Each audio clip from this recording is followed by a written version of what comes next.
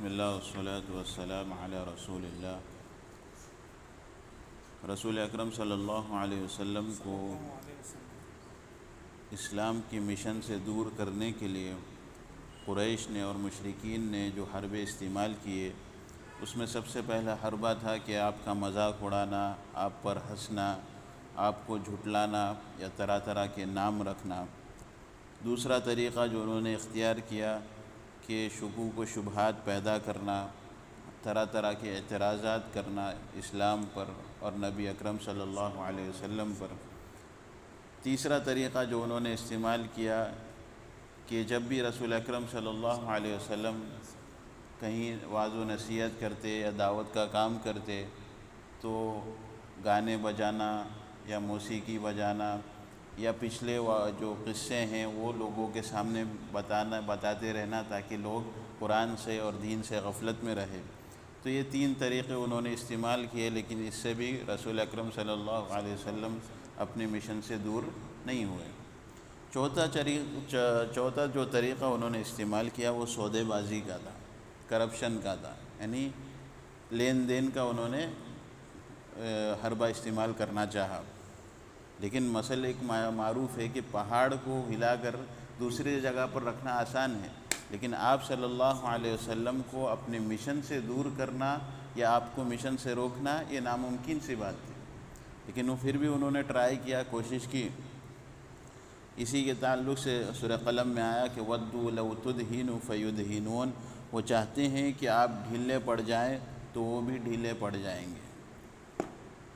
چنانچہ ابن اسحاق کا بیان ہے کہ رسول اللہ صلی اللہ علیہ وسلم خانہ کعبہ کا طواف کر رہے تھے کہ اسود بن مطلب، عبد العرہ، ولید بن مغیرہ اور امیہ بن خلف، عاص بن وائل، یہ 5 بڑے لوگ قریش کے رسول اکرم صلی اللہ علیہ وسلم کے پاس گئے اور کہنے لگے، اے محمد صلی اللہ علیہ وسلم، آؤ جسے تم پوجتے ہو ہم بھی پوجیں گے، یعنی جس کی تم عبادت کرتے ہو ہم بھی اس کی عبادت کریں گے، اور جس کی ہم عبادت کرتے ہیں تم بھی ان کی عبادت کرو۔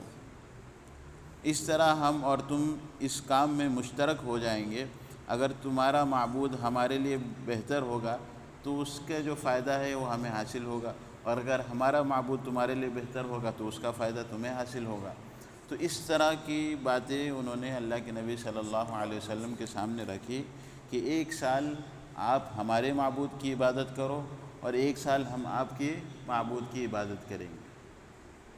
حالانکہ ان کو اتنی عقل نہیں ہے کہ پورے سال وہ اللہ کو مانتے ہی ہیں، اللہ کو مانتے ہی ہیں، اس کے بعد پھر کیا یہ کہنا کہ 1 سال ہم ہمارے بتوں کو مانیں گے اور 1 سال جو ہے ہم اللہ کو مانیں گے۔ حالانکہ جب ان سے کہا جاتا ہے یا ان سے پوچھا جاتا ہے کہ کس نے پیدا کیا تو وہ کہتے ہیں لَيَقُولُنَّ اللَّهُ، اللہ نے پیدا کیا۔ آسمان و زمین کو کس نے پیدا کیا؟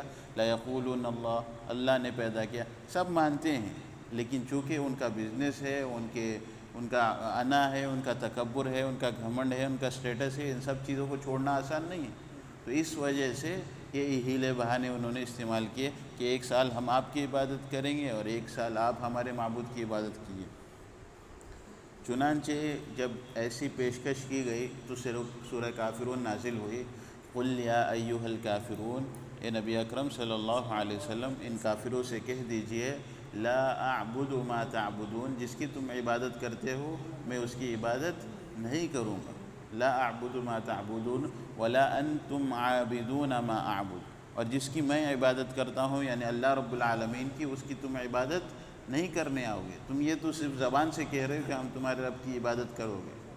ولا انا عابد ما عبدتم، اور نہ ہی میں اس کا بندہ ہوں جس کی تم عبادت کرتے ہو، میں اس کا خالق، اس کا مخلوق بھی نہیں ہوں، اس کا بندہ بھی نہیں ہوں، اس کا غلام بھی نہیں ہوں، تو میں کیوں اس کی عبادت کروں جس کی تم عبادت کرتے ہو۔ ولا انتم عابدون ما اعبد، اور جس کی تم عبادت کرتے ہو، یا ولا انتم عابدون ما اعبد، جس کی میں عبادت کرتا ہوں اس کی تم عبادت نہیں کرو گے۔ لکم دینکم ولی دین، تمہارے لیے تمہارا دین ہے، میرے لیے میرے دین، تم اپنے دین پہ رہو، میں اپنے دین پہ رہتا ہوں۔ تو یہ فیصلہ کن جواب جب انہوں نے سن لیا تو قریش کو یقین ہو گیا کہ اب رسول اکرم صلی اللہ علیہ وسلم نے یہ مشن کو چھوڑنا، یہ مشن نہیں چھوڑیں گے، تو ابھی کیا کریں گے؟ اب ظلم و ستم شروع کریں گے، اب جو ہے ظلم شروع کریں گے۔ اب ظلم کیسے انہوں نے شروع کیا، کس طرح پر صحابہ پر کس طرح سے ظلم کیا، انشاءاللہ ہم اگلے درسوں میں پڑھیں گے۔ قل یا ایھا الکافرون کی جو آخری آیت ہے سورہ کافرون کی، لکم دینکم ولی دین، یہی معاملہ ہمارے زندگی میں ہمیشہ ہمارے ساتھ رہنا چاہیے کہ دین کے معاملے میں، کیونکہ ہم جو ہے ایسے ماحول میں رہتے ہیں جہاں غیر مذہبی لوگ رہتے ہیں، ان سے ہمارے تعلقات ہیں، دوستی یاری ہے، لیکن جہاں دین کا معاملہ آ جائے تو ہمیں یہ کہنا چاہیے لکم دینکم ولی دین، آپ اپنے دین پہ رہیے، ہمیں اپنے دین پہ رہنے دیجیے۔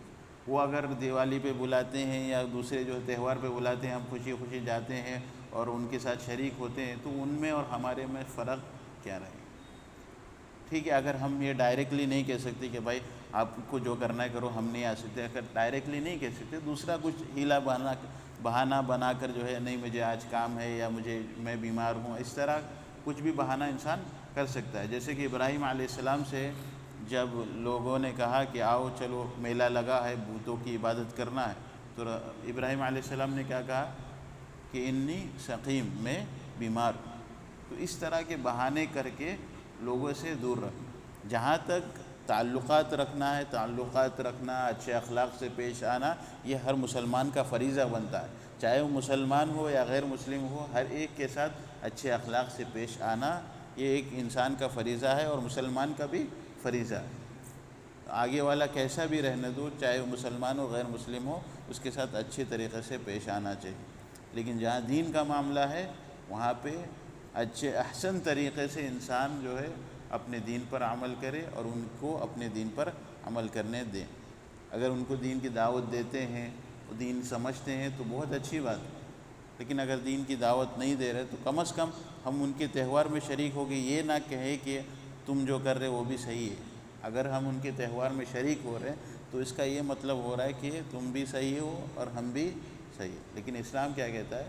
اسلام سب سے صحیح دین ہے، یہی ہم لوگ کو لوگوں کے سامنے پیش کرنا ہے، اپنے اچھے اخلاق کے ساتھ، دعوت و تبلیغ کے ساتھ۔ دعا کرتے ہیں کہ اللہ رب العالمین ہمیں اچھے اخلاق اپنانے کی توفیق عطا فرمائے، اسلام کی دعوت لوگوں تک پہنچانے اور خود اس پر عمل کرنے کی توفیق عطا فرمائے۔